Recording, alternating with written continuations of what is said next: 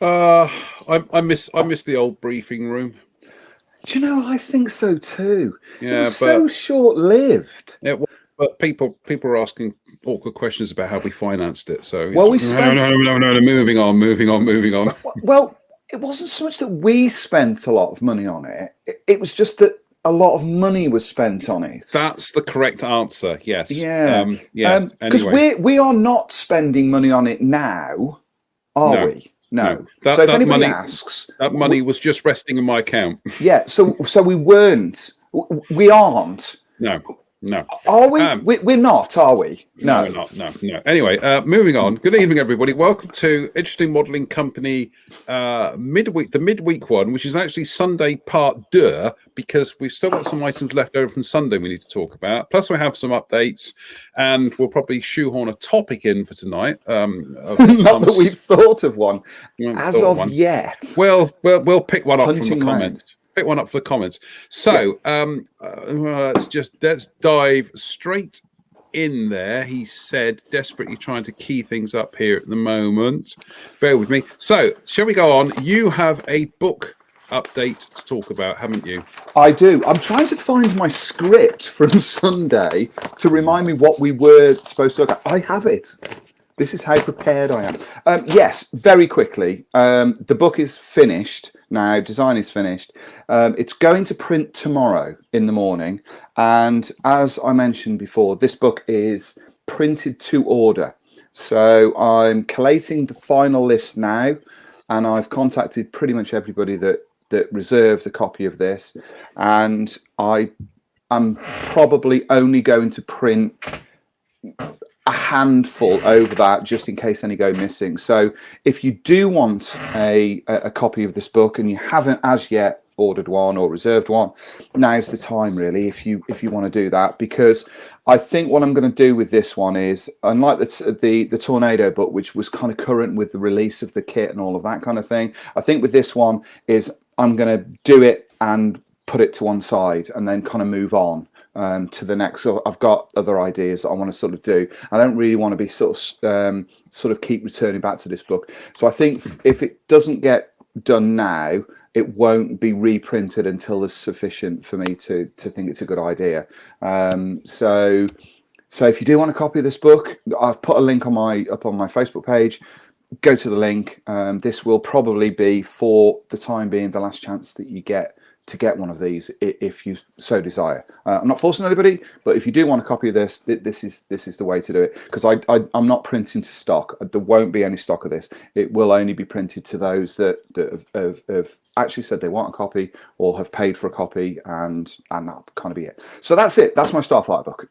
All kind of done and dusted. I have to say though, very quickly, there's more detail changes in this book than there are on some of the models I made. I went through it today. You know, you go through pages. You must do this with instruction sheets. And I think that unless you do this for a living or you do this kind of professionally, you don't understand how many tiny details there are in what you do. In an instruction sheet, for instance, there are the drawings of the airplanes or the tanks or whatever, but then there's like all of the call outs and all of that kind of thing, and then all of the written text and all the detail. And there has to be consistency, doesn't there? There has to be consistency in terms of typography, in terms of layout, in terms of spacing, all of those kind of things.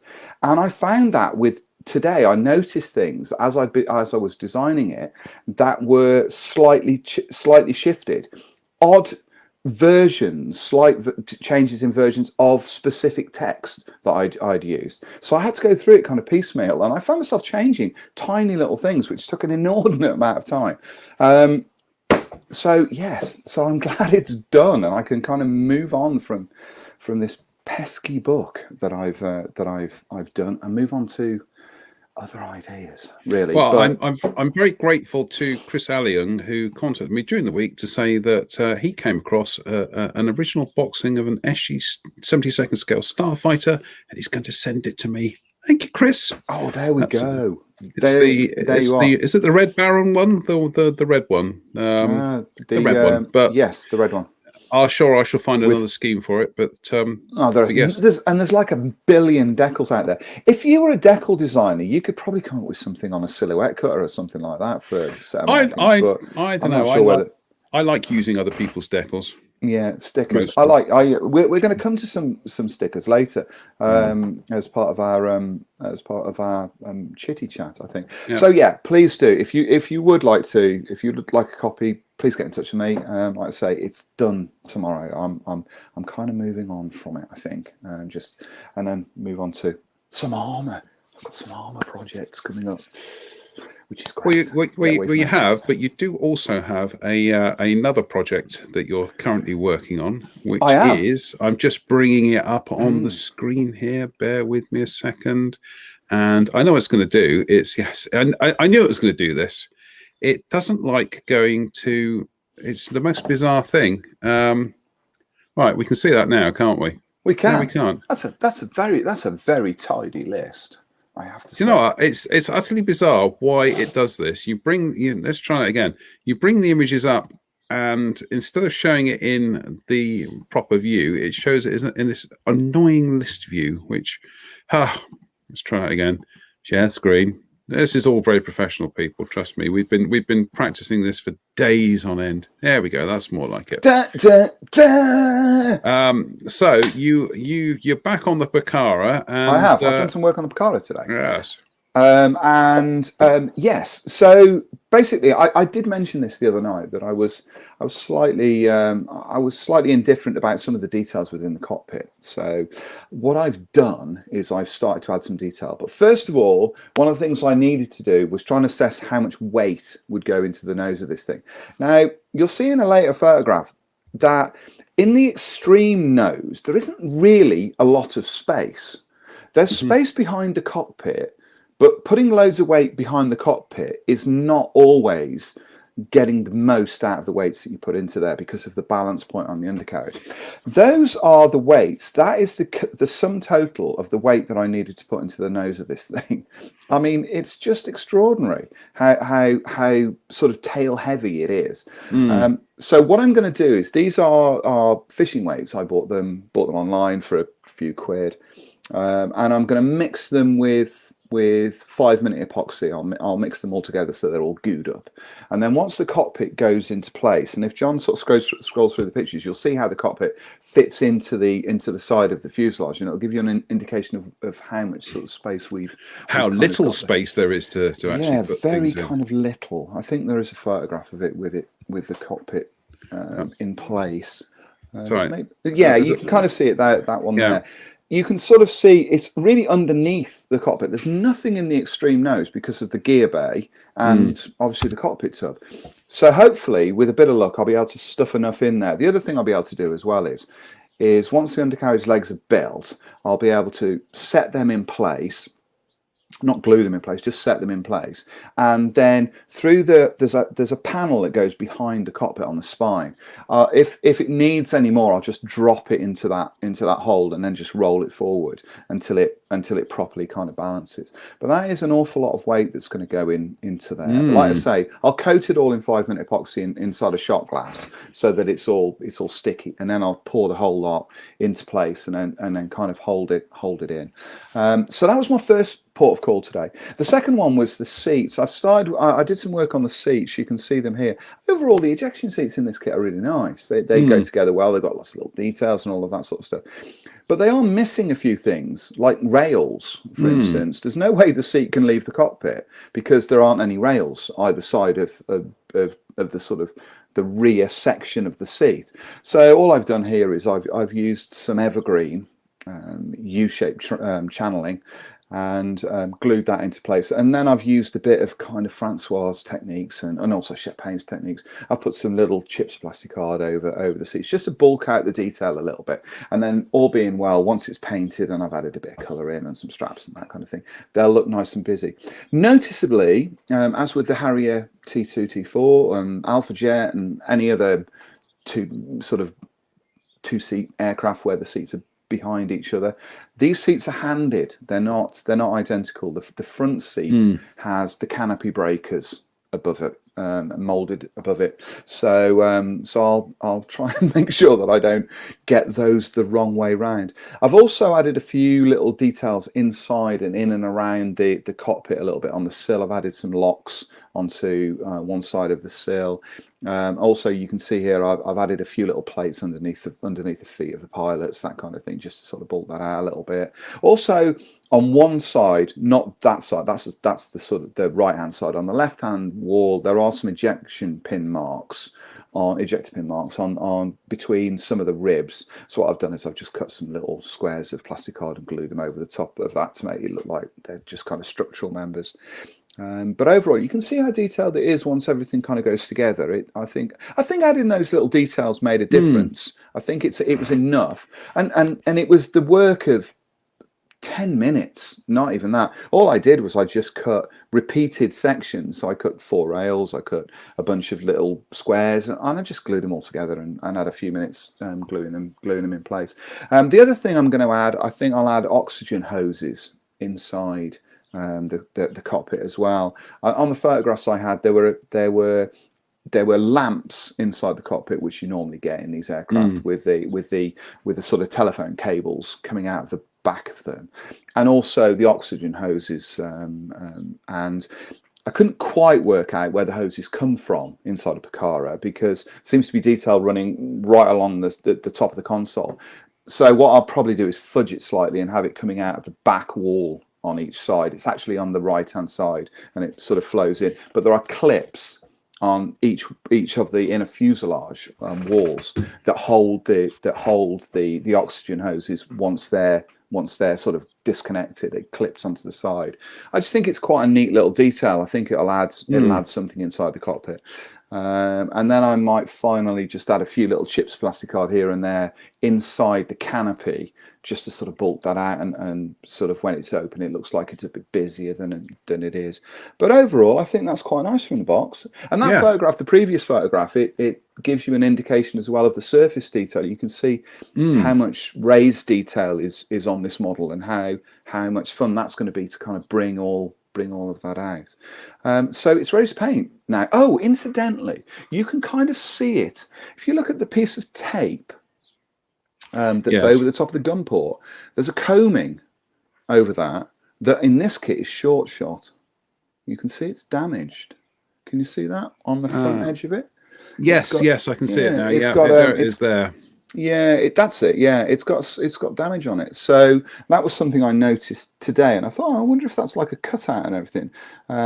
But it isn't. I think it's where it's not been molded properly. So that's gonna be one of those naughty little repairs that you've got to do occasionally on these things, because it's a very thin piece on there. So I'm not sure I'm gonna do that. Put a cube of card in it, blend it back, I think.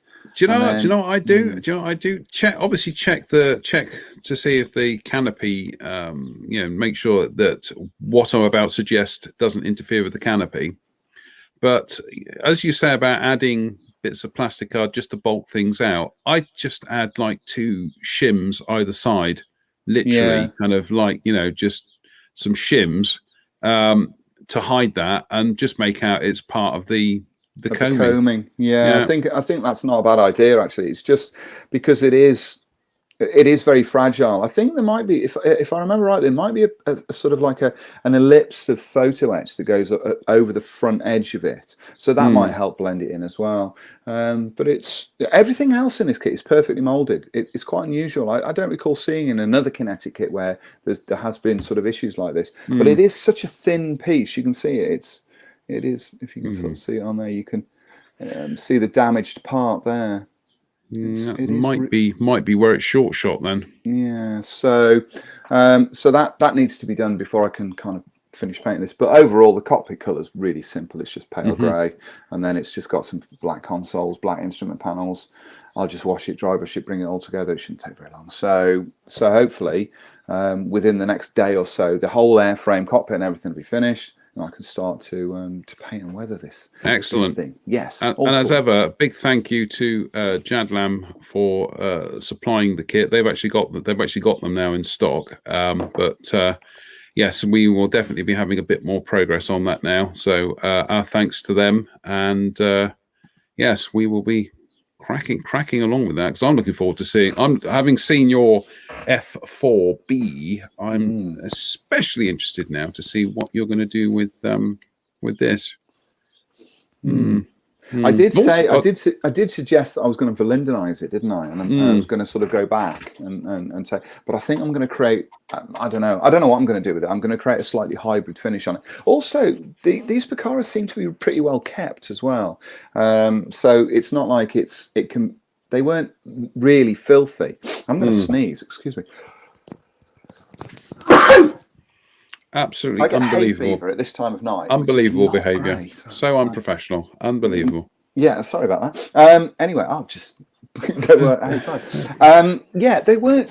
From the photographs I've seen, they don't seem to be hugely worn. So it's not something I intend to go overboard with. But I like the idea of the washing and the dry brushing on that surface to bring out that detail. I think that might be fun. It's not every day you get an aircraft model that's got such an agricultural look.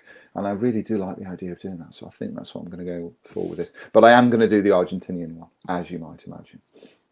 Oh, absolutely, yeah. Go for it. With the yellow markings on it. Yes, I'm still staggered. I know Special Hobby, I think, have made one, but I'm still staggered. There isn't a proper mainstream injection molded 72nd scale kit of the Picara. It just seems odd that it's only been left to the, I don't want to call them the fringe manufacturers, but the fringe manufacturers. It's been the Special Hobbies. It's been the rare planes. On one occasion, it was Pukey. Pukey. I've got that kit. It's a bit like the reserve car on Top Gear. I've got that Pukey kit up in the attic, and I'm tempted to bring it down at some stage when we're short of something to talk about. When we meet up further down the line, are we going to bury it in unconsecrated ground or something? No, I just want to have a look at it. It's kind of like traveling to Florence to see a painting. It's like you hear so much about this mythical Pukey kit. I mean, the fact that it's my Pukey, for God's sake, but this mythical kit. I just want to say that I've held the box. Just kind of when you open the box, does a light shine out of it?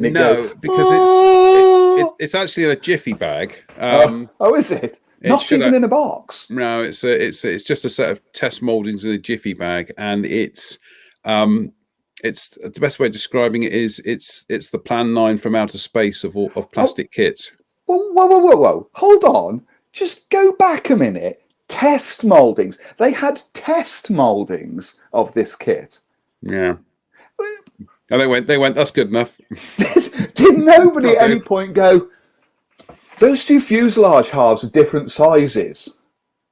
It's not even 72nd scale, so I think we can tick this one off the list. You remember was it Joe Saki review of it? No, it was Roger Chesnow's review of it. Roger Chesnow, yeah.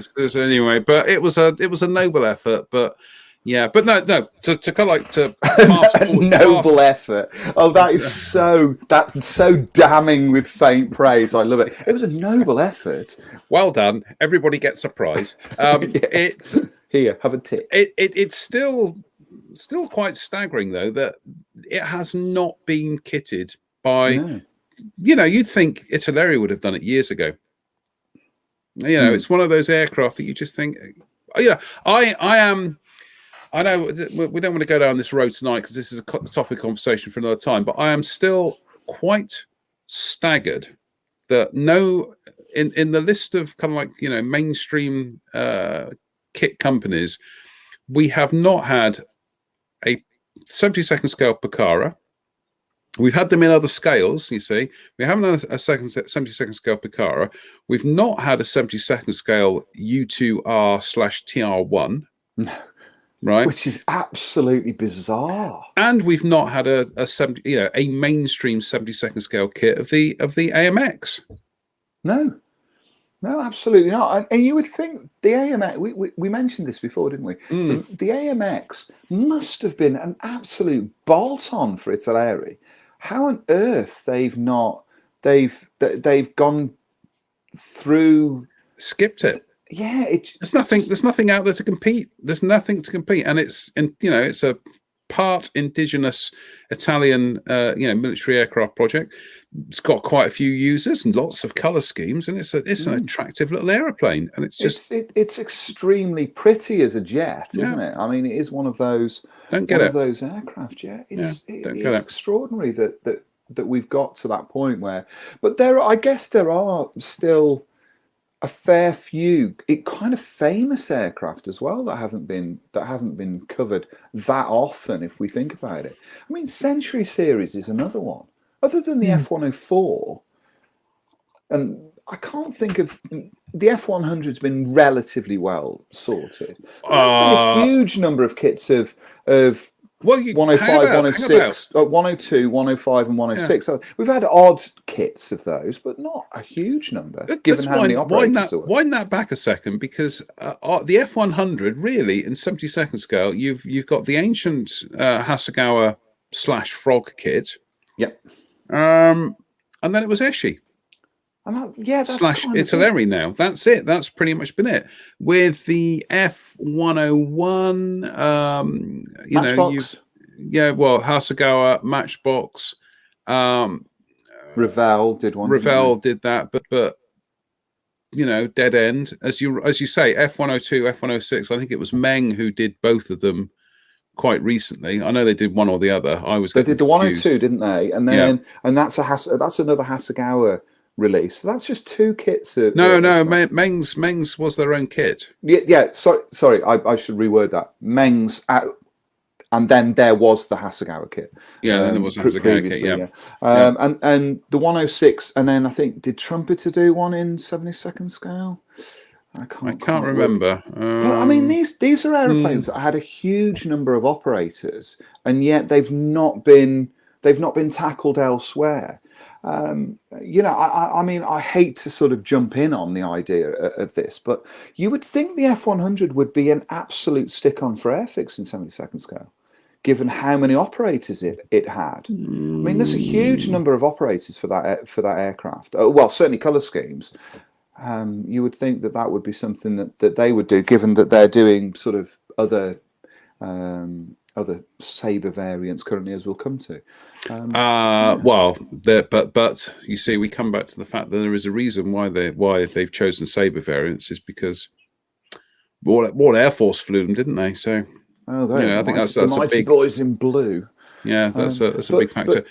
It is just an odd thing that there are interesting holes in aviation history. I had quite a discussion about this the other day on my Facebook page, and lots of people kind of joined in. I put my top 5 favourite aircraft, most attractive aircraft to me. Not favourites, most attractive, because I didn't put the Harrier GR9 in there, which obviously would be absolutely number 1. But I put the Kawasaki P1, P3 Orion, I think I put in there. What else did I put in there? I can't remember now what I put in there. There were 3. They'll come to me. Anyway, lots of people sort of came and went with that. There were loads of comments. One of which was extraordinary. How many people put the A10 down? How many people said that they thought the A10 was one of the most beautiful aircraft to fly? And I sort of was thinking about that, and I have a degree of sympathy, because although it's slightly agricultural in its design, it doesn't have the sweat wings of a hunter or anything like that, there is something kind of elegant about it in its design, isn't there? It's not got things that stick out in random places. It's sort of a bit like the Viking, the S3 Viking is elegant. The S3 Viking is elegant. Would you? Yes, yeah. I like the S3 Viking. I would say the A10 is the Eagle transporter of modern combat aircraft. It's it's utilitarian. It's been a long day. Utilitarian, but it does have a certain industrial. It has that kind of industrial charm to it. I think it's a good way of putting it. It does. I'm just having a look what else I put on my list. So I put the Kawasaki P1, which I still think is the most beautiful aircraft currently flying. I think it's absolutely beautiful. F-15C Eagle, best looking jet fighter ever to fly. Lockheed Orion, Dassault Mirage F1, which should keep a certain Sir Drew of Manton happy, and the North American F-86 Sabre, which were my sort of top 5 post-war subjects. And then Tim Perry came in with that beautiful 4-engined American prototype. I can't think what it's called now, which was just eye-wateringly gorgeous. And then somebody mentioned the Constellation, and I felt really sheepish, and I didn't really want to get involved in anything. Once somebody's mentioned that the Constellation should be on the list, and you haven't put it on the list, you really oughtn't ever to comment on aircraft again, really, should you? It's just so beautiful. John Walker has just reminded us. He says, don't forget the lovely PM F100. John, there's a reason why we forget the PM F100. I actually, do you know what? I actually do have I still have a soft spot for some of those Pioneer 2 kits, the PM like Pioneer 2 kits.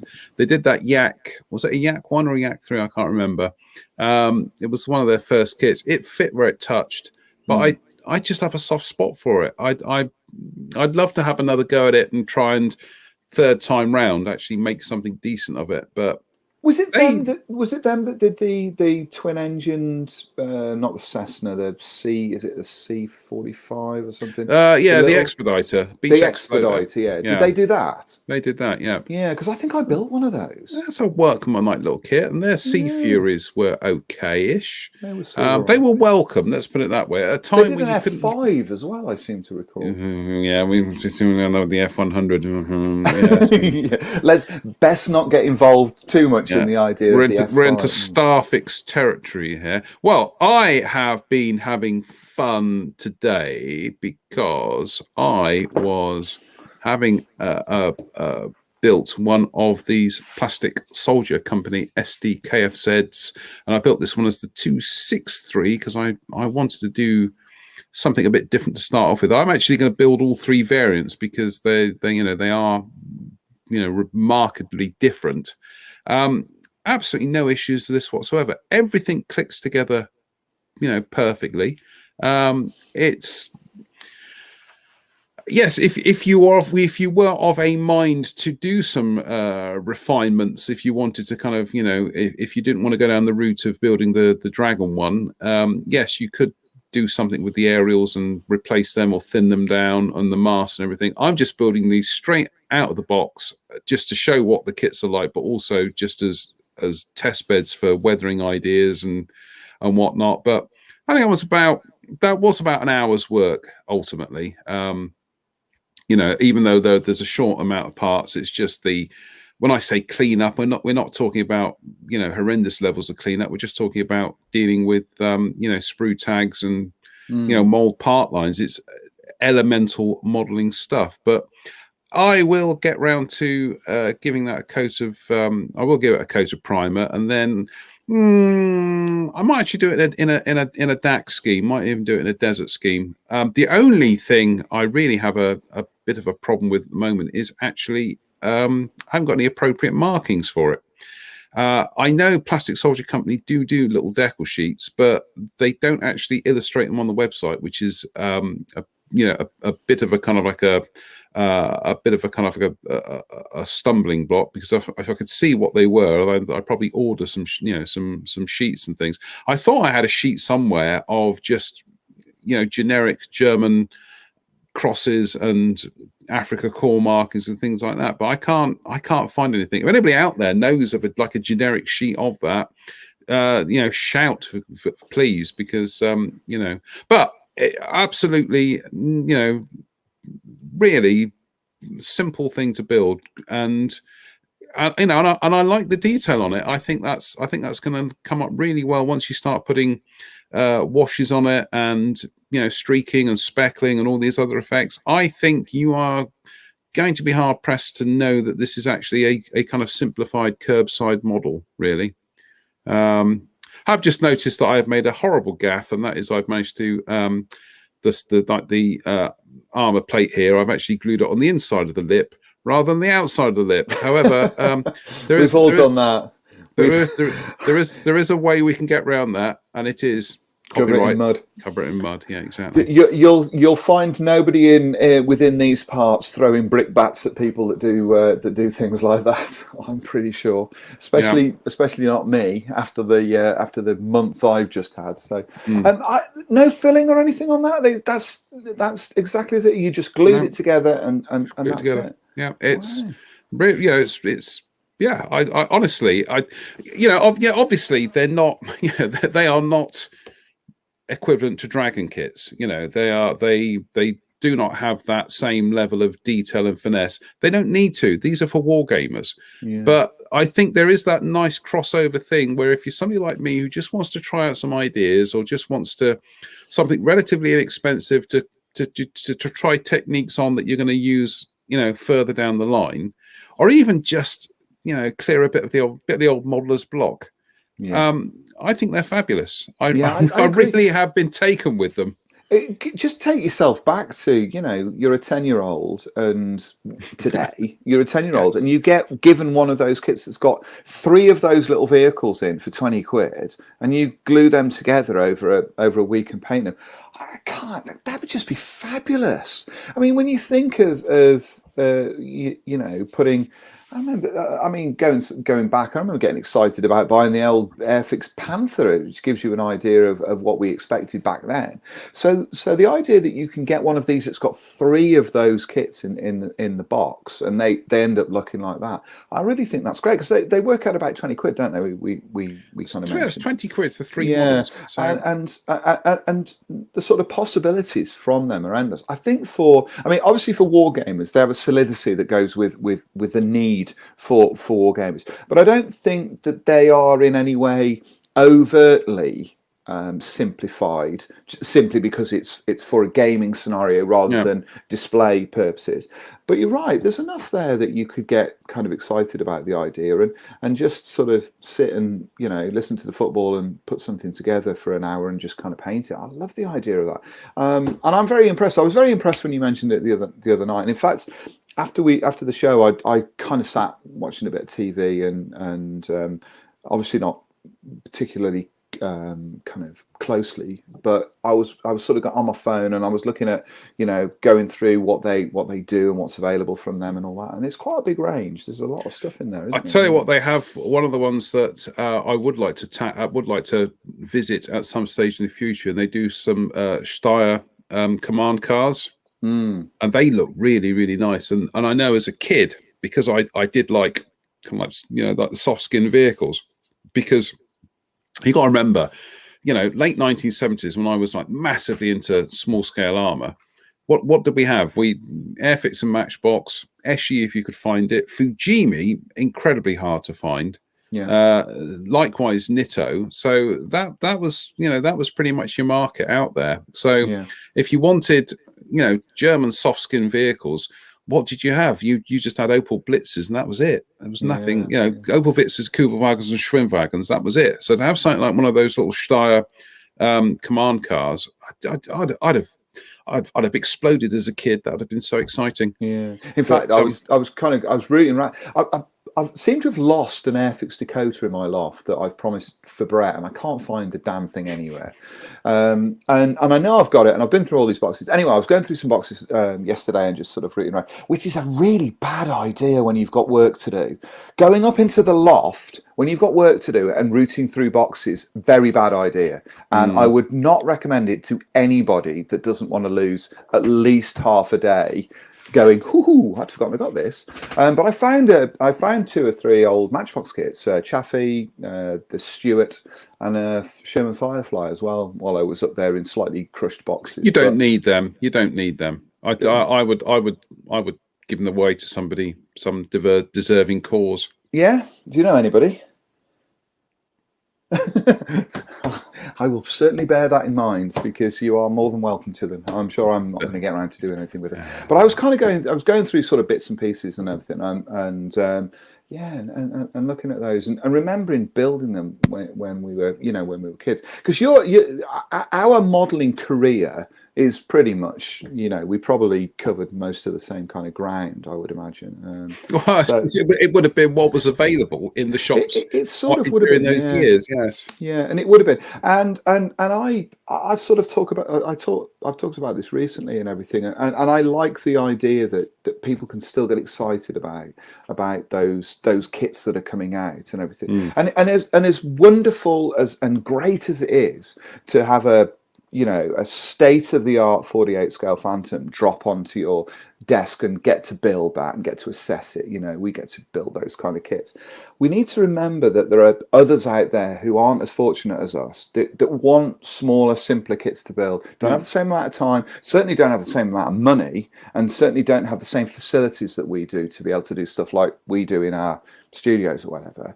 And those kind of things are perfect for that. And I really, it gives me a real, actually quite a warm feeling, and I get quite emotional about the idea that those things are available to people, who can go out and they can spend 20 quid on something, or spend 10 quid on something like this. We go back to that happy birthday 50th anniversary Tamiya Panzer II. Yeah, it's 50 years old this year. What an utterly fabulous little kit that still is. It's not a great replica, but we can skirt over that. It is a great kit. It's of all the kits I built last year, that was the one I had the most fun with. Yeah, that likewise. Panzer II. It was just, and it isn't. You're absolutely right. It's not a great model by any stretch of the imagination. It's not a great replica. It's not a great replica, but it's a great model. It's just it's something. I mean, I saw somebody the other day it posted up on, I think it was on Twitter. It said, "I bought this kit and I put it together in a couple of hours. I loved every minute of it." And like, that's the point. That's kind of what it's like. Lego, isn't it? Sort of thing.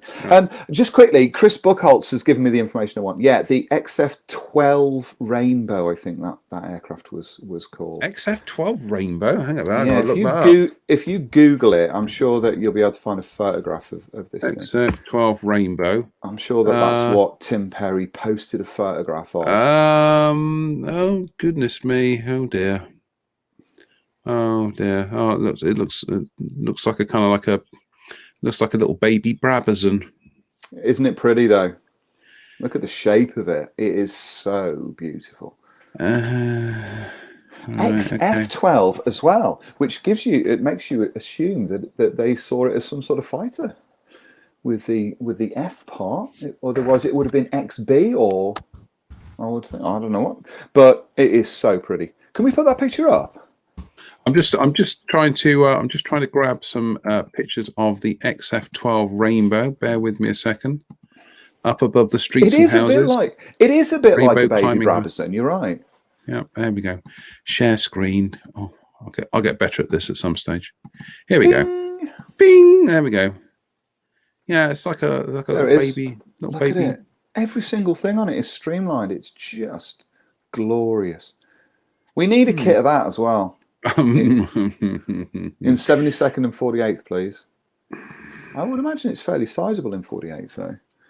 How big do you reckon that is? B17 sized, maybe? I'll tell you what. We'll just go have a look. Let's have a look at specifications. Length 93 feet and 10 inches.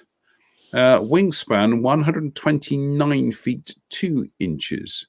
So let me just I'm just going to go and check something here. Hang about 92 of your feet. 92 feet long and 129 feet wingspan, and I'm just going to check to see. Huge. It wouldn't be huge in 72nd. No, I'm just checking to see. Oh, come on. I'm just calling up the. I'm trying to look up the. Get my teeth out in a minute. Just looking up the size of an Avro Lancaster. So a Lancaster is 69 feet long and the wingspan of 102 feet. So actually, it's a little bit bigger. Yeah, it's quite a size then. And John Walker's put that the F was for photo reconnaissance. Right. Okay. Okay. So whatever and it was. Also, it's the colour of a light grey-green paint produced by Tamiya. Indeed. Spooky. What did they know? Indeed. But can you imagine building that as a Yeah, the really Super nice... Fortress. Super Fortress is actually a little bit longer, 99 feet, but the wingspan touch longer at 141 feet. So Wow. Glorious. Absolutely. Talking of beautiful. twin-engined aeroplanes, this is a little bit of housekeeping from Sunday night, because I mentioned this, and I think some people probably thought it's Sunday night. What's the man talking about? But no, indeed, there we go. This is the Dragon 1993 catalogue, and lo and behold, there is not one but two 48 scale A26s. They were going to do an A26 and a B26K. That Dragon were, well, they flew the kite to say this is what we are intending to release in 1993. It never happened. So intriguingly, they went to the expense of actually getting proper box art done as well. Whereas the other one, the Junkers 188, is that at the bottom, and then the Backham Natter were just drawings. But those kits actually appeared. They came out, those two. So intriguing. Well, the thing is, I'm just calling it up here. As far as I know, Tim Maunder, who's watching at the moment, will be able to clarify this. But as far as I know, that box art is actually it's a Shigeo one.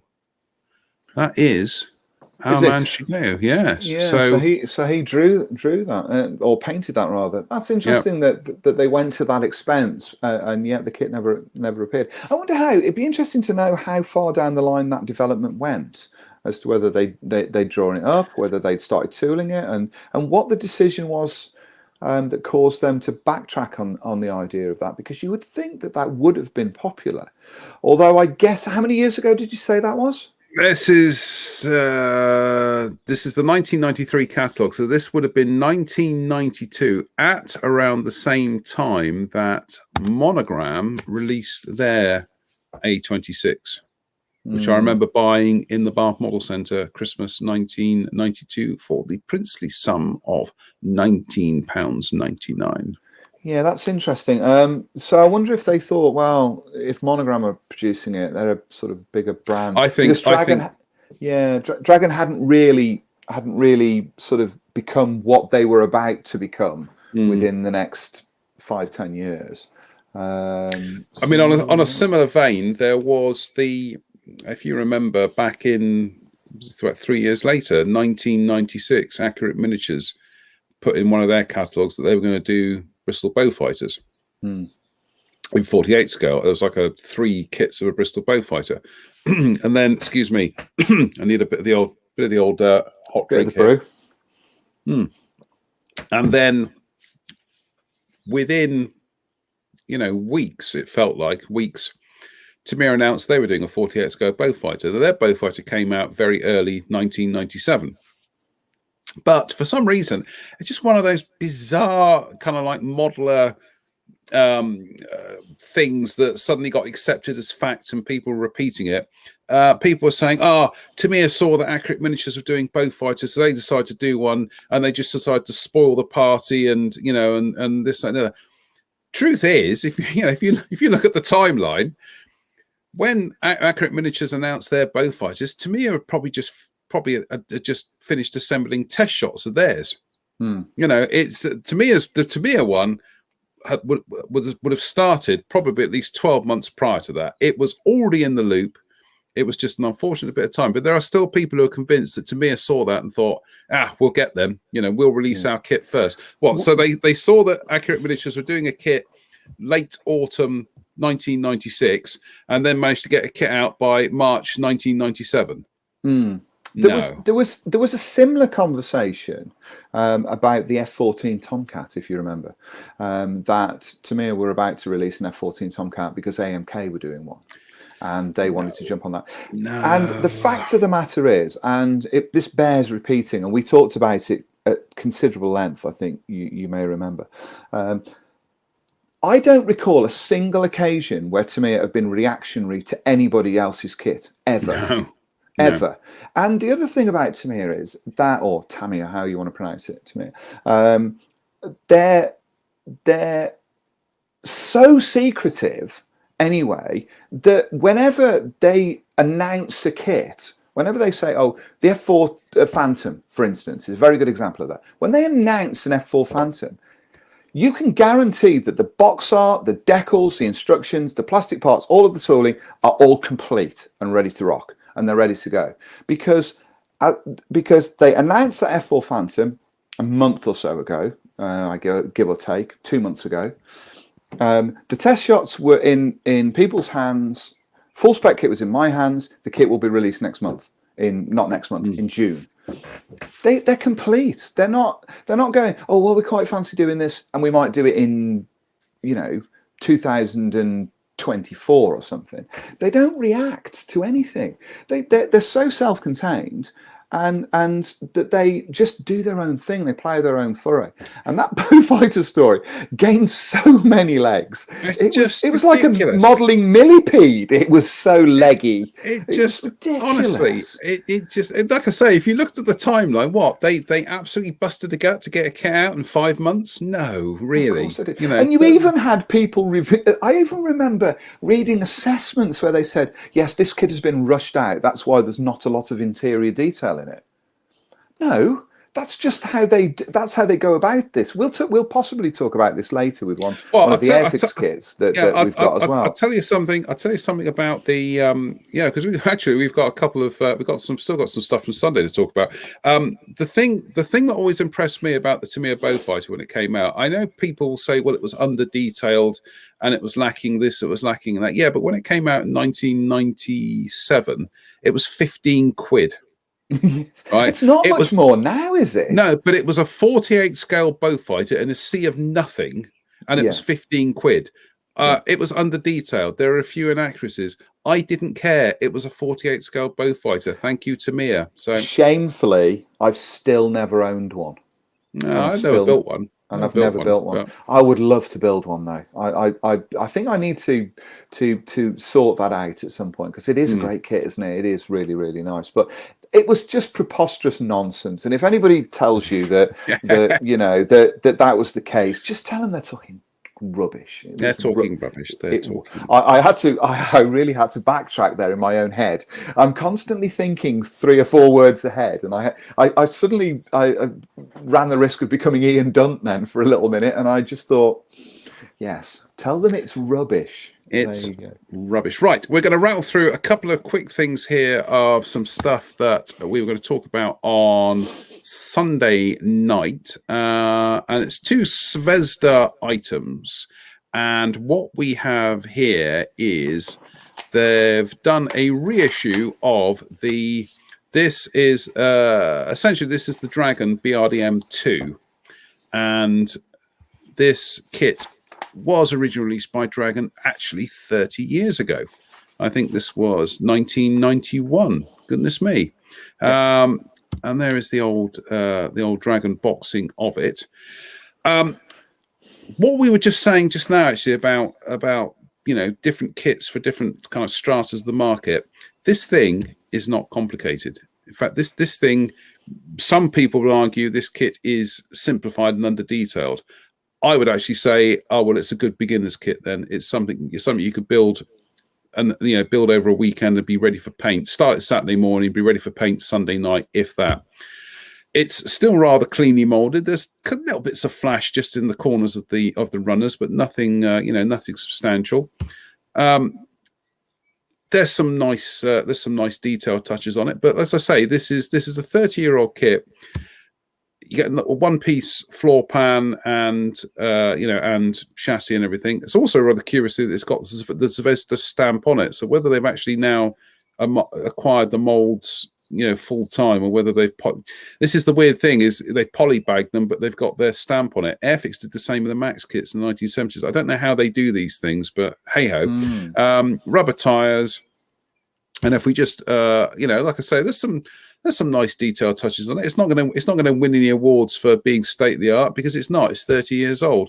But if you're somebody who's looking for a rapid project, and something a bit interesting, this services an entirely different kind of end of the market to the insanely detailed trumpeter one. And if we just kind of rattle through the instruction sheet there, as you can see, there's nothing to it. If my dance card wasn't so overly stuffed at the moment, I'd actually fancy having a go at this, because I've never built any modern Russian armor, and it's just something about it, especially those dinky little kind of extra wheels it has. It's got a touch of the old Jerry Andersons, but you get a nice decal sheet with some very colourful schemes. There's that Red Banner Corps one in the camo. You get a Russian one with a nice flag. You get an East German one in what I can only think is a kind of a horrible pea green colour.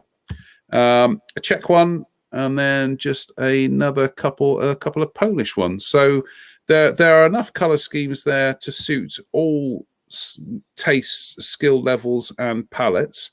But like I say, overall, it's a simple kit. I checked the price, but I don't think it's that much. But what we were saying about the Tamiya Panzer II, this is something you can just bang away and get a result, and not be kind of overly bogged down with a billion parts. Like I say, I mean, chances are Zvezda seem to be they pulled the Shilka in, didn't they, to fill a little gap in their range, and they just pulled this BRDM as well. So it's not.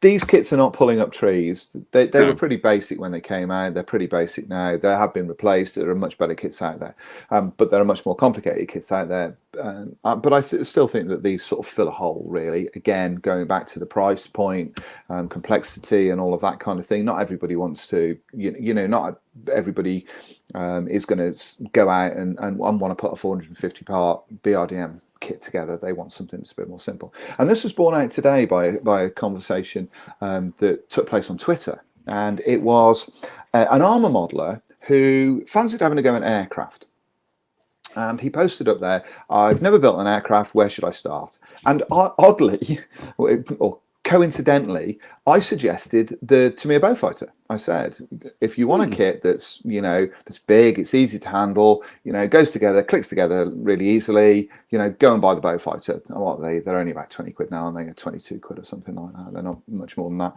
And I said, go and put one of those together. You'll like it. And people were sort of suggesting other things and suggesting Edwards, Spitfires and everything, which I have some sympathy with, because the Edwards Spitfire is absolutely magnificent to put together, but it's slightly more complicated. You're trying to sort of think of simple things. And if a beginner comes up to you and says, "Oh, John, I'd like to build an armor kit. I'd like to build something in 35th scale. What do you suggest?" Well, chances are you're going to suggest, a Tamiya kit or something like that. You're not going to suggest a Trumpeter 35th scale T90 with 1,350 parts. A mini art Panzer IV with full interior. No, you're not going to suggest that. And so these things still have a place in the market. It feels like we're repeating ourselves over and over again, and that we're almost we can be we're apologists for poor kits. We're not apologists for anything, because as everybody hopefully knows now, we're just as easily capable of tearing a kit to pieces as anybody else, and have done many times. But I think there is still a gap for these things, and I still think that people can. The market is made up of different stratas of skills and expectations, and I think sometimes it does get slightly skewed by the enthusiast end, who think that everything is geared towards them. And this goes back to I remember this goes back to something I read. Goodness me, this is 25 years ago. I have to do the old wibbly wobbly thing again. 25 years ago, pluck the harps, and it was on the old rec. We need an effect for that. We need a filter. Yeah, we need a filter. Anyway, Yeah, can you get me ILM's number, please? Brilliant. Do we know anybody that used to work for ILM? Maybe they can help. Yeah, this is it. Name dropping here. But anyway, the thing was, this was on rec model scale on the old Newsnet news groups. But it was this guy said, he said, I feel really sorry for young kids getting into the hobby these days, with the cost of if they buy a kit and it's the cost of resin and it's the cost of etch and it's the cost of aftermarket details. And I thought, no, I'm sorry, they're not going to say, Dad, can I build a model? And it's like, yes, what do you fancy doing? They're not going to say, yeah, but I want this, but not quite happy about the shape of the nose on this. I want a correction set. And, it always made me kind of inwardly smile that this idea that somehow, young kids or people entering the hobby, we're immediately going to jump into the enthusiast end. You still get it these days is people say, I'm interested in building this kit. I've never built an armor kit before. I'm interested in building something. And people say, yeah, get that, but get the free model tracks and get the ABA set and then get the, get this and get that. And meanwhile, the price is going blah, blah, blah, blah, blah, blah, blah. And meanwhile, their enthusiasm is going, ooh. I'd be interested to know, because that is a fundamental part of what we do. Accuracy of replicas is a fundamental part, and it accounts for a great deal of what both you and I do. And we are assessors. You are a decal designer. I build all these kits. I've got to tell people what they're like and all that sort of stuff. I'm very aware of all of that sort of stuff. But I would suggest that there is a massive percentage of modelers out there, including some of the very best in the world, who care less about accuracy and more about the way the finished model looks in terms of finish and presentation. I hear very few conversations about that. I see very few conversations online about that. You occasionally see, people will say, oh, well, is it accurate? Is it this? Is it that? And all of those kind of things. But friends of mine who sort of build kits are often more interested in how it goes together, how it fits together, what the surface detail is like, what the sort of finer detail is like, and less about the sort of the shape of it, the sort of the kind of dimensions of it, not taking a kind of a ruler to it. And there's always the opportunity to make a very basic kit look brilliant just with a good paint job. And that's often proven by Games Workshop artists. I follow a lot of those guys on Twitter. There's no fine detail on those models. There's no photo etch on those models. There's none of that kind of thing. And yet I look at the paintwork on it and go, how on earth have they made it look like that? I'm following a guy called Angel on Twitter. He posts videos every week, painting videos, and he's got a brilliant YouTube. He's a bit like your guy Martin Kovacs, and he's I can't think what his surname is. I follow him on Twitter as well, and he's extremely enthusiastic, and he paints things with acrylics, and it's all fantasy stuff. And it's mind-blowing, and yet the models are essentially relatively simple in their creation. But what he does with it, with the paintwork, and I think that needs to sort of be borne out. But I agree with you about the cost and the complexity and all of that. That sort of thing. Cost. I've just had a quick look on the Jadam website, and it is £22.75, which is cheap, really. Yes. As I say, I have no interest in modern day Russian stuff, but sometimes you open a box and you think. I looked at that Shulk and I thought, it's okay, impressive looking machine, didn't do anything for me. I opened the box to this to take the photographs for this, and I actually, like I say, I looked and I thought, you know what, I think I could have fun with that. I think I'd have a blast with that. Just again, sometimes I think it is good to suddenly build something completely out of your sphere of interest and kind of comfort zone, because sometimes it just gives you that little spark back again. I think sometimes if you're building too much of what you like, you get bored by it very quickly. I certainly do. I do. And it's one of the reasons why discussions took place today about building 2 new armor projects for Marcus rather than doing aircraft next, just to freshen it up a bit for me, and allowing me to sort of get back into all of that sort of stuff. And also, I'm desperate to get back on some figures. I want to paint some figures and sort of learn how to do that. Speaking of cut price things, remember we bought the Fender airbrushes? A couple of weeks ago. Couple of 3 weeks ago. Those Fender airbrushes have got, there they are, have got large colour cups on them. And I've been looking for a Fender airbrush that's got a small colour cup on it, a little tiny thing. And they do another airbrush I noticed online that was $34.99. And not only is it $34.99, it has got 3 head and 3 needle assemblies as part of the kit.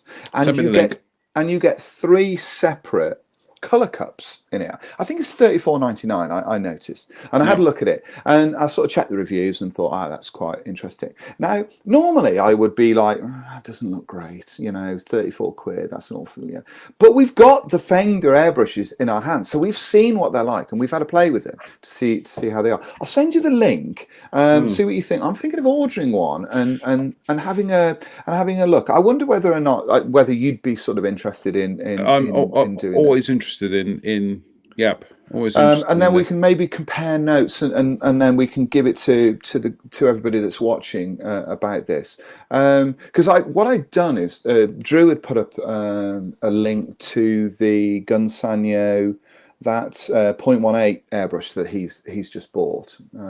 Basically, it's essentially a custom micron, or very similar to a custom micron. Right. It looks really good, and I was kind of having a look at that. I was thinking, that's really. How much was that? It was considerably more than $34.99. Yes, I think it's fairly safe to say. But I was having a look at that, and I was interested in what he said. I sort of pointed this out to Drew the other day, and I pointed it out to you when we were having a conversation going backwards and forwards. That if Drew says something and recommends something, I tend to sort of sit up and go, yeah, that's probably a good idea. And so when he ordered this airbrush and had a look at it, I thought, that is kind of good. But I just thought, well, I've got what I need. What I'm looking for is something simpler than that. And part of the reason for that was that I have an airbrush. I've got an Iwata airbrush that's got that small color cup on top, but I only use it for metallics. I don't use it for anything else. I never run anything else through it. So it's like my metallic airbrush. But I wanted one just for putting on very small painting effects on the surface of models. Weathering effects and that kind of thing, without having a full cup of paint, and just being able to drip small amounts in and just work small amounts under low pressure. That's what made me have a look at that Fender one. So I will send you the link. I'll do it after the show and sort of say, here you go, this is what I was looking at. What do you think? But I believe I'm sure it was $34.99, which seems extraordinary value for money. I mean, and I still can't quite get past how good value the one that we bought was. And the other thing about this potential purchase is I'm thinking of only running Vallejo vinyl acrylics through it rather than lacquers. I don't want it for, I want it for, figure painting and that kind of thing. So I'm only thinking of putting water-based acrylics through it, which I think will be an interesting experiment, because we talked about the O-rings. One of the things that lets these cheaper airbrushes down isn't the metallic parts of it. It's those O-rings that seal everything in. But I will send you that and see what you think, and then we can pass it on to everybody. I am willing to sacrifice £35 of my good hard-earned money just to tell people what it's like, really. And like I say, I was going to order it today, but I thought I'd talk about it tonight and sort of see. You see, I know. We can talk about it on Sunday. I sometimes get this from people. They say, "Oh, it's all right for you. It's all right for you going out buying all these tools and things and whatever." And I go, I rarely buy kits. I really rarely buy kits. So I actually go out and buy a kit. It's usually kind of like, first item on BBC 9 o'clock news. But I don't buy kits. But I'd rather invest that money in tools and equipment. You see, well, this is the thing, and also it's sort of worth pointing out. I never buy anything that I'm not going to use. Precisely. And it's so this is just another addition to the kind of workshop. In the same way that somebody goes out and buys a spanner, That this is exactly the kind of the same thing, really. I don't buy, I don't go out and buy armor kits and then spend the equivalent of a Fender airbrush on a set of metal tracks, and then the equivalent of a Fender airbrush on a set of photo etch and metal barrels for it. You know what I mean? So that price, you can see how these kind of costs can escalate on just a single model. This, whatever this was, 25 quid, 26 quid thing. This has now been used on at least about half a dozen projects this year, and it's still working well. Still absolutely. So, Do you think, you think, like I do, that it's worth every penny of 25 quid, don't you? It has not let me down at the moment. Were I to be building something that was a bit more critical in terms of prestige and cost, I would probably defer to my Waters or my Badger Chrome. Simply because I didn't want, but if I'm building something where I've got the latitude that if something goes wrong, it's recoverable, then I'll do it on that. If let's put it this way, that's hypothetical thing. Let's say Tamir brought out an F4B US Air Force Phantom, and I was doing. It's never going to happen, John. There's no money in it. If I was doing Southeast Asia camouflage on it, I wouldn't be doing it with the Fender. I'd be doing that with the Badger Chrome. So anyway, I have to say, well, I painted the body shell on that Lotus Europa. Yeah, Lotus Europa, with that brush, and it laid on beautifully. It was kind of cool, But it's just an interest. I think it'll be an interesting purchase, really, and another one. Don't get me wrong. This thing isn't going to do what a custom Micron can do, and it certainly isn't going to do what that Procon boy or custom or that Guns 0.18 deluxe brush is going to do. It's not going to do that. No. But what it's going to do is it's going to open up possibilities, especially as it's got different head and nozzle assemblies on it. It also means it can be quite a flexible tool as well for using on certain things. So I think that might work okay. But it's really like that little color cup, and I thought, well, for the sake, I think they do two versions of the same brush, but one of them is £5 more expensive and includes the options. And I thought, for £5, that's a pint of beer. Yeah, and I think the other thing is not everybody out there has the means, the resources, or even the desire to go out and buy, £100, £200 airbrush. I always say buy them, buy the best airbrush you can afford, because a number of times I see people, building what amounts to kind of like £100 projects, and they're building it with kind of like a 15 quid airbrush they got off of eBay. I always say no. If you're serious about it, always do try and get a baseline and a Wata Neo or something like that. But there are people for whom it's going to be something that if they just want to try it and see how they get on with it, then I'm really impressed with these Fender brushes. And it has to be pointed out, it's not like we've been sent them. We have been digging into our pockets to get these. We actually bought them, and it was the same with. You may remember we were talking about paintbrushes, weren't we? Yes, yeah. But paintbrush sets. We bought a couple of paintbrush sets, both you and I, didn't we? And I've been using those on all of the new projects, and. In the main, they've been really good. I've been really impressed with them. A couple of them, the quality control hasn't been that great, so they've sort of separated a little bit. They're a bit loose. I've got a couple that have splayed a bit, but I just secondary duties. There's enough.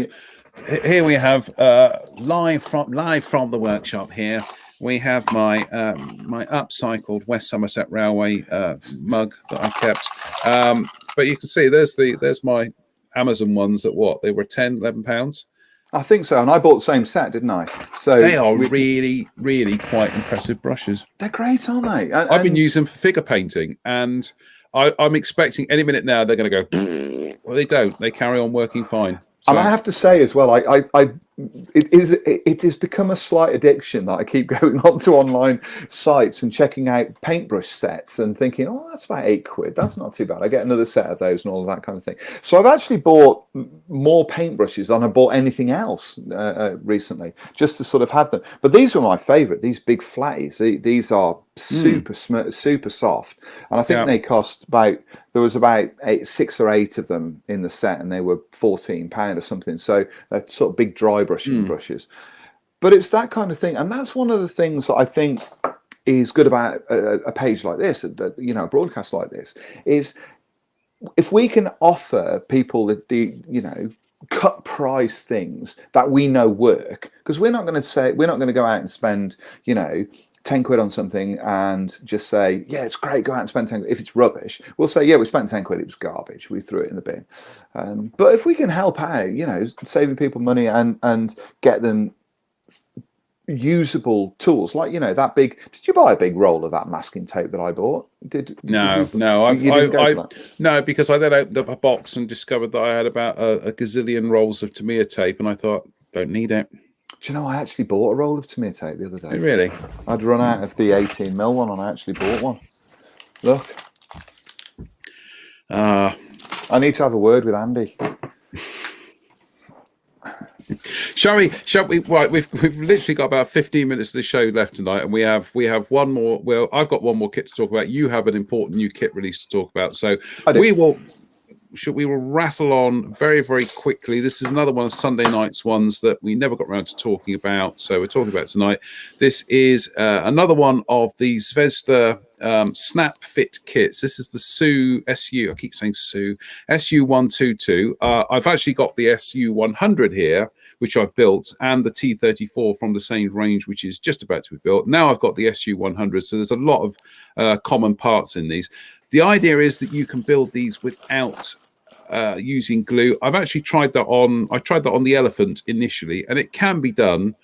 So, but I think for an enthusiast, you always want to have that assurity of gluing things together. So here we go. Basic sprue here, of which there are, like I say, there are a lot of parts here which are common with the T34 and the SU100. Some very nice detail on the upper hull for the for the main vehicle itself. Single piece bathtub. The tracks are interesting because they're molded in hard plastic and they interlock between pegs in the wheels, but there are score lines on the tracks for you to bend them to get them to wrap around the wheels. I had a certain amount of success with mine. Going into this one, I'm gonna pay more attention this time. It's a very nice detail on the wheels, and I don't think you can see there. No, it's on the back side or where the pegs are that lock into the guide horns on the tracks. I do like the way they've done the oil drums. The fuel tanks are on. I wish other manufacturers did this in 48th and 35th scale, in as much as that they mold the center sections in single pieces. Then you just add the end cap, so you've actually got no kind of glued seams to deal with. There's the tracks, and you can see the details Zvezda put on these things. They're really quite nicely done, and two schemes in the kit, of which one is Forbio green and the other one is a winter whitewash. Guess which one I'm going to be doing? Correct, it's the winter whitewash. So this might even start work on this weekend. I'll probably have a marathon session Sunday painting all the little 72nd scale armor kits I've got here to do. I think I'll do that actually. I think I'll just get a load of construction done and then have a big painting session on Sunday. But yeah, it's very nicely done. These construction wise, they go together about an hour and 90 minutes, and then you can go straight on to paint. But as with a lot of these Zvezda kits at this scale, they don't compromise on the detail. They are very nicely done. So I love the SU122. It's such a great looking vehicle. I like it with that shorter barrel rather than the bigger one. I think that's much nicer, I have to say. Moving on to something less ground based and ugly and more aeronautical and pretty. Delicious. Fairly safe to say. We have got hold of, I bought the new Airfix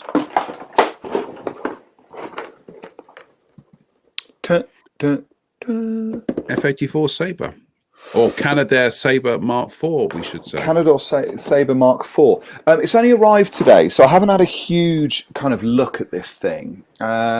So I've seen photographs of it, and beyond that, I've not had too much of a look because I've been kind of busy. So far, I'm quite impressed with it, but It's. I think until I dig deeper into this kit, I'm not sure where I'm going to go with it really. Overall, this is a really nice kit. There's kind of lots of beautiful detail in it. It's got nice features. It's got gun bays. It's got nice cockpits. It's got beautiful decals, including a glorious choice from number 3 Squadron, which is the one that's on the box art with all of the green trim, which is this one, which we will show you. There's just kind of something about this kit I'm not sure about, and I can't quite work out whether or not it's the plastic or the colour of the plastic or what it is. It just doesn't seem to be quite as sharp as other kits that I've seen from Airfix lately, and I like I say, I can't quite fathom that out. I can't work out whether or not. I had a look at the fuselage halves, which these obviously fuselage halves here, and the surface detail on it isn't quite as sharp as I expected it to be. It seems slightly deeper, slightly more rounded off, slightly different, and I'm really not sure why that is. Under paint, I think it's probably going to look fine, but my initial reaction to it is it's not quite it's not quite the quality of some of recent kits that I've built from Tamiya. And I've also got the Beaufort, and the Beaufort is better in terms of its overall kind of quality, overall surface detail and surface finish, which this thing doesn't have. Beyond that, though, I think this is going to look really good when it's finished. It looks to be really accurate. The overall effect of the shape of the airframe, of the detail on it, looks to be really good, and it certainly complements F-86s that are already extant, those from Academy, which I guess is the sort of the benchmark F-86 that's out there. The old Eschi kit is out there, which is still kind of cool, still kind of nice. This thing offers more detail in plenty of places than either of those kits. Undercarriage, for instance, is absolutely superb. The ejection seat, superb. Those gun bays, really good. Internals in and around the undercarriage bays is really great. All of those kind of things. It also offers optional choices of nose wheels as well. There are two different patterns of nose wheels. It offers blanking plates for intake and jet pipe, which I've never seen in the kit before, which is kind of good. Also offers within this kit 2 different drop tank configurations, 2 different sizes, so you get all of those kind of things. Doesn't, as in other kits from what I've seen, and again I haven't looked at this in any huge amount of detail, doesn't seem to offer the possibility of lowered, and I'll just check that now before I sort of say.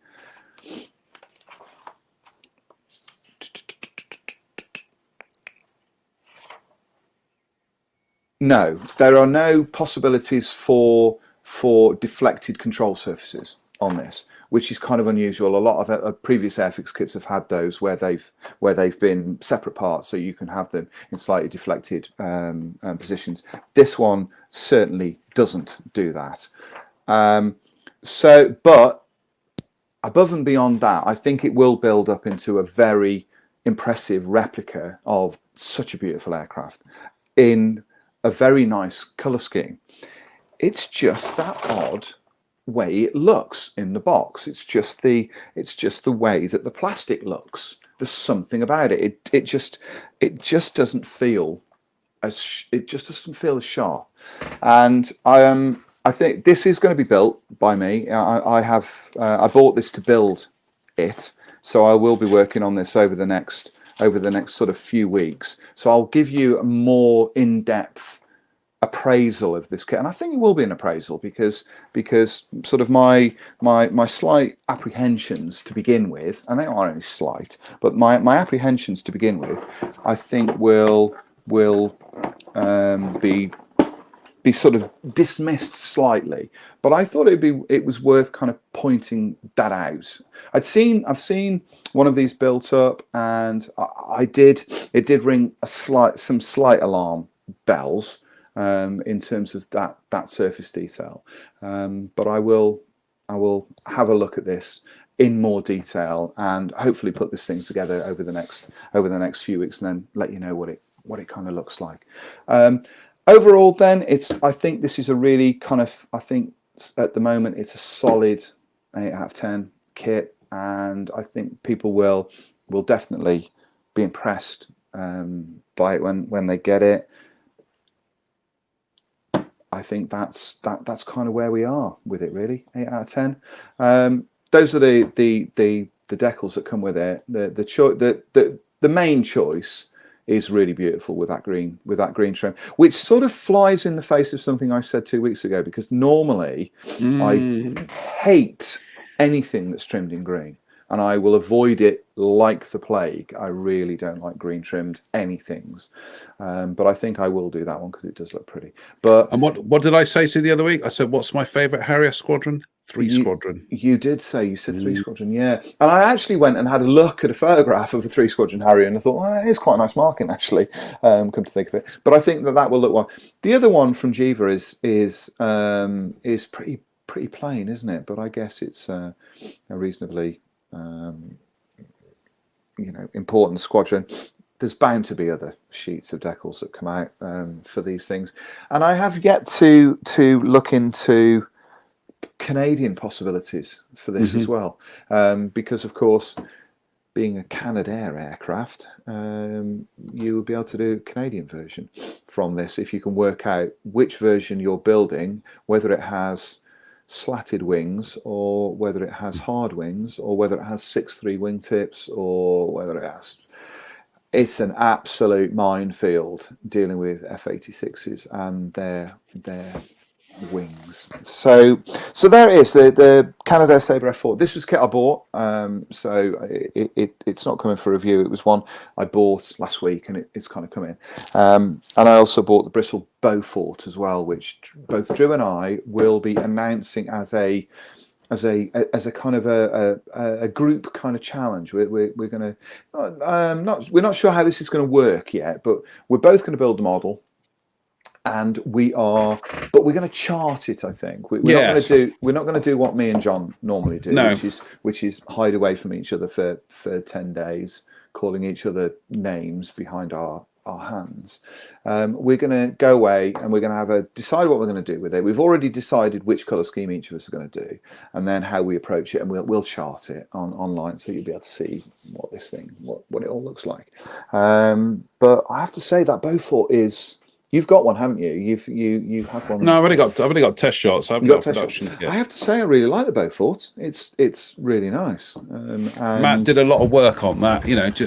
I remember when he was working on it. This is now over 2 years ago, but we were looking at the Frog kit, and he's going, that's wrong, and that's wrong, and that's wrong, and that's wrong, and I mean, the thing about Beauforts is. They're a bit like Panthers and Tiger tanks. You've literally got to choose the one you are doing, and that's it. Because the Beaufort's so many subtle details between different variants, and things. And it'd be interesting to see how ICM are going to approach their 48 scale kit. It will be, yeah. I mean, I had a look in. It reminds me a great deal of that Beaufighter for obvious reasons, because of its lineage, really.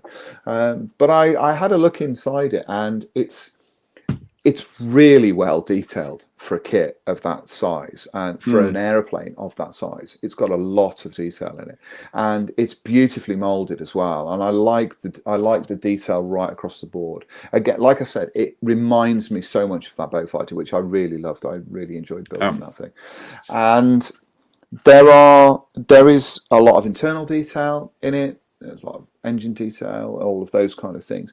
There are things that you can add into that model, Mm-hmm. And I think I probably will. I think I'll probably add some bits and pieces, seat straps. I may sort of add a little bit of finesse inside the cockpit. I think I might thin down the fins on the torpedo, that kind of thing. Maybe rivet it. I'm planning to rivet the model as well and do some stuff like that. But I don't, you know, they've added detail between behind the cockpit bulkhead inside the fuselage. There's some detail inside there. All of which is completely invisible on the completed model. You've got a door that goes into the rear fuselage. Beyond looking through that door, you can't see anything in there. There's a toilet underneath the turret, from what I can see. It looks like a toilet, but you can't see anything in there. And once you've glazed it, I'm so glad. Yeah, exactly. There's no point adding anything additional inside that bit. I don't think. I think I'd be wasting my time on that. So I'm keener to work on the outside than I am to work on the inside. But I think it can be finessed a little bit. A wise man once wrote, I think his name was Verlinden. Francois. Frank Verlinden or something. Frank Frankie. Oh, yes. No, please yourselves. Yes. He said in I'll tell you a story about that in a second. He said about in 72nd scale, he said it's really not worth detailing cockpits in 72nd scale. The seat is about as far as you go, and it's the external finish that everybody's going to look at. Yes. And to this day, I still think he's right. You know, yeah. I admire people who go to town and add switches and Lord knows what in 72nd scale, but you know, I think at model shows, sometimes your eye is always drawn to the finish and not, you know, people who pack tiny little 72nd scale cockpits with detail, unless it's readily, you know, visible. Exactly. I have to say as well, I mean, taking the parts out, the two fuselage halves here, Matt has incorporated some incredibly subtle shifts in shape in this, especially on the fuselage halves here. At the bottom, there's a kind of a flared section here. It's beautifully shaped, and this kind of proves, in some ways, my sort of feelings about the Sabre, because this thing is razor sharp. The plastic is kind of smoother, feels a bit, maybe it's a bit harder, I don't know, but the panel lines on this are much sharper than they are on that Sabre. It makes it sound like that Sabre is really soapy. It's not soapy. It's just that it isn't as sharp as this, and I can't quite work out why there would be difference. But anyway, inside you can kind of see, if I sort of flex it like that, you can sort of see that there is rib detail inside here. There's a bulkhead there and a turret here. You can't see anything inside there, so I can't see the point really of dealing with anything that goes down there. But it isn't a very big model. You can kind of see, if you put it next to 48 scale Picari, it's tiny. It's a really kind of, it's a small aeroplane actually, remarkably. But overall, there are a lot of parts in this kit. This is not, it's not a beginner's kit in essence. It's more sort of developed than that. Really looking forward to getting on with this. It's not an aircraft I know very much about, I have to say. And it wasn't until we started talking about it on the show that I started reading a little bit about it. Really important type, though, isn't it? It's not a, you know, it isn't a, it's not an aeroplane that should be ignored. So, looking forward to it. Think it'll be great to put together. And Drew and I think, are going to have a lot of fun with this once we get cracking on it and decide. You're doing one of each of the kit schemes as well, aren't you? We are. We're doing one each, and we sort of Drew was very gracious in choosing the one that I didn't want to do. So yeah, mainly because I'd never painted one in the scheme that I'd sort of chosen, but I think that's going to be a lot of fun. So we should be able to do.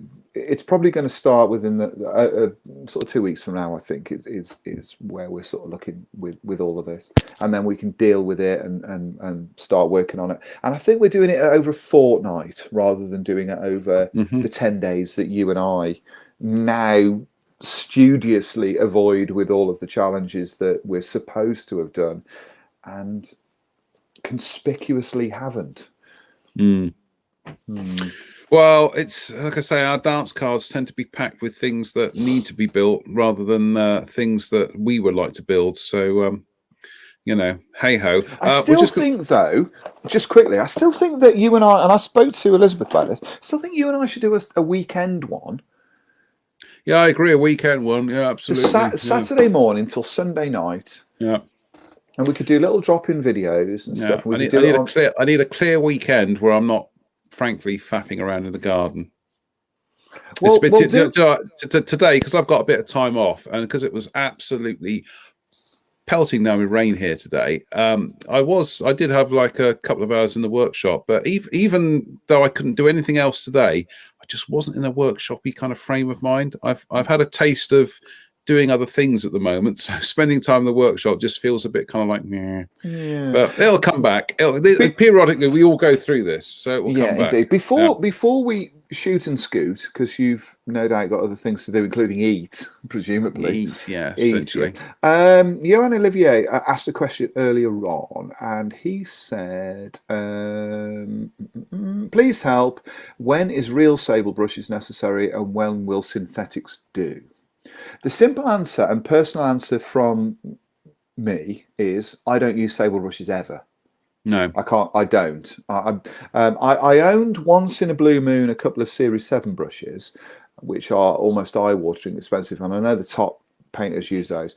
I'm so heavy-handed with paintbrushes that I almost see them, and this is one of the reasons why I buy sets of them for £6, is that I almost see them as disposable objects, really. Although I do have a favourite Citadel one that I've had for nearly 2 years, which is basically just 2 hairs now sticking out of the ferrule, but I just don't want to get rid of it because I love it as much as I do.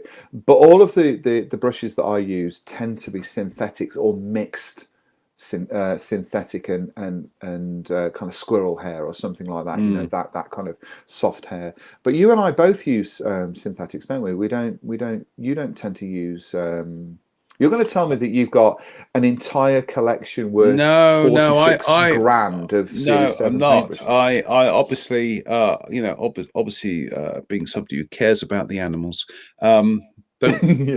I've got some sable brushes here, but I'm not going out and buying new ones. So, I'm not keen on supporting that kind of thing. So most of mine are synthetics, and they are either the Pro Arte ones, which I like, or, as I say, at the moment, those ones we got off of Amazon, which are jolly. Well, these ones here, the ones that you showed earlier on with these sort of larger handles, which I have to say makes holding and using a paintbrush so much easier. Yep. When you've got that triangular section there, I mean, it just feels like you're holding a pen, which are really good. But these ones here, they're not even labeled. There's not even a label on them. No. But you can see the point if I put the. Yep. And top tip here, people, is after I always keep a jar of water on my painting surface anyway, regardless of acrylics or enamels. But in this, it's like a little curry dish thing here that I got from Poundland. It's like a sauces dish. Oops. You will see in there is 2 little bars of soap, tiny little bars of soap. When I have finished painting for the day, I'll wash the brushes out. I'll double wash them. Then I will take them and I will gently wet the soap, and I will gently roll them in the soap, to kind of like to repoint them in the soap. Yeah, brilliant. And then I don't dry them. Just put them straight back into the brush holders, because the soap conditions the brush, keeps the point, and the next time you need to use it, all you have to do is just literally put it in the water, wash the soap off, and you're off again. And honestly, it cleans them, gives it that extra clean, but it also conditions and helps point them. So along very similar lines to that, I saw on a video the other day the chap I mentioned earlier on, Angel. He'd got a sort of glass jar, the kind of thing that you get those goo pots in, the pudding pots. And what he'd done is he'd put a sponge into the bottom of it, a small circular sponge, and filled it up with water so that the sponge was wet. And in order to sort of get the paint off, he rubbed it onto the top of the wet sponge, and it was soft enough that it didn't damage it. And then he would sort of rinse it out into a sort of a jar of water. But he was using the sponge to get the most That's of it interesting. off. Yeah. And he was also using it for dry brushing, because he was dry brushing with acrylics as well. And he was using that to get the majority of the dry brush the paint off before he then sort of wiped it onto a cloth. And I thought, well, that's just a really lovely little idea. That's great. We need to get the link and put that up on the page, because that sounds like exactly the kind of thing I'm going to sit down and watch as I have my supper. Yes. Oh, is that right? Steve Moores has put Pringles tops fit goo glass jars. Oh, that's brilliant. I did not know that. I'm going to have to try that, which means we're going to have to get some Pringles. Yeah. Right, we're just going to say a big shout out to everybody who watched tonight. I'm sorry we've not been able to read out comments. We've read some comments out, but it's just been another massively packed show, which has overshot its welcome by goodness how long. So we're just going to say hello. 38 minutes, I would imagine. No, it's just, and welcome to the Sunday show now. It's say hello to Rob Herring, Philip Jones, Mike Reeves, Mark Ryan, Jerry Dorr, Dave Coward, Dave Swindle, Mike Williams, Tim Maunda, Ian Goldshaw, Brian Wilton, Stephen Pryor, Dougal McWoogle, he's my favourite person, Paul Milligan, Steve Moores, Douglas Hunter, Chris Allion. Chris, thank you very much for the Eshy F104, Dave Mummery, Damien Mullen, Greg Woodbridge, the guys from Jadlam, the guys and girls from Jadlam, so thank you for watching.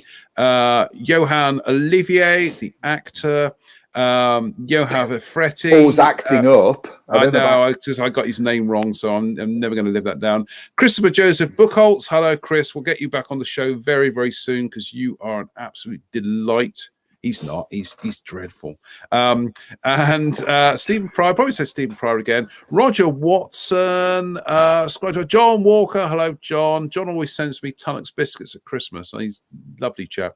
Hang on a minute. Why don't I get Tunnocks biscuits? Scroll on a bit. Scroll off of that. John Binford. Going down the bottom. Blah, blah, blah. I think that's about it for tonight. It's a lot of people. Lot of people. Thank you very much. Just to do the end cap of that terrible Frankie Howard impression I did. Frankie Howard actually buried down the road from here. Oh, really? I didn't. Yeah, Burnham on Sea. Burnham on Sea. Oh, there you go. Yeah, and I was just going to say you watch him. He was well ahead of his game. He's a bit like Dave Allen. Just gets better with time, Frankie Howard. But as in Mr. Stuart, was it Stuart Lee? You've reconciled yourself to Stuart Lee. I have reconciled myself to that.